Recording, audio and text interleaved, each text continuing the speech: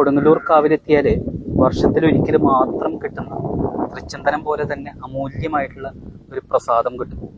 അതായത് വടക്കോട്ട് ദർശനമായിട്ടിരിക്കുന്ന ആ ദാരു വിഗ്രഹത്തിന് കേടുപാടുകൾ വരാതിരിക്കാൻ വേണ്ടി വർഷത്തിലൊരിക്കൽ നടത്തുന്ന ചാന്താട്ടം എന്ന് പറയുന്നത്, അതായത് തേക്കിൻ്റെ കറ കൊണ്ട് പിന്നെ 11 കൂട്ടം സുഗന്ധദ്രവ്യങ്ങളും ഔഷധങ്ങളും എല്ലാം ചേർത്ത്, അത് രഹസ്യക്കൂട്ടുകളാണ്, അതെല്ലാം ചേർത്ത് തയ്യാറാക്കുന്ന ആ ഒരു ചാന്ത് എന്ന് പറയുന്നത് പന്തിരടി പൂജയ്ക്ക് ശേഷം കലശങ്ങളിലാക്കി മുഖമണ്ഡപത്തിൽ വെച്ച് പൂജിച്ച് അമ്മയുടെ ആ ദാരു വിഗ്രഹത്തിൽ അഭിഷേകം നടത്തുന്നു.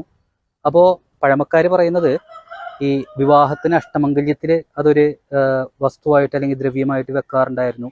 അതുപോലെ തന്നെ സുമംഗലികളായിട്ടുള്ള സ്ത്രീകളാണെന്നുണ്ടെങ്കിൽ അവർ ദീർഘമംഗല്യത്തിന് വേണ്ടിയിട്ട് ഇത് തൊടാറുണ്ട്. അതേപോലെ തന്നെ അമ്മയുടെ ഭക്തരാണെന്നുണ്ടെങ്കിൽ അമ്മയുടെ സാമീപ്യം എന്നും അനുഭവിക്കുന്നതിന് വേണ്ടിയിട്ട് നിത്യം തൊടുന്ന ഒരു പ്രസാദമാണ്. അപ്പോൾ സാധിക്കുന്നവരെല്ലാം കൊടുങ്ങല്ലൂർ കാവിലെത്തുക, ആ പ്രസാദം സ്വീകരിക്കുക.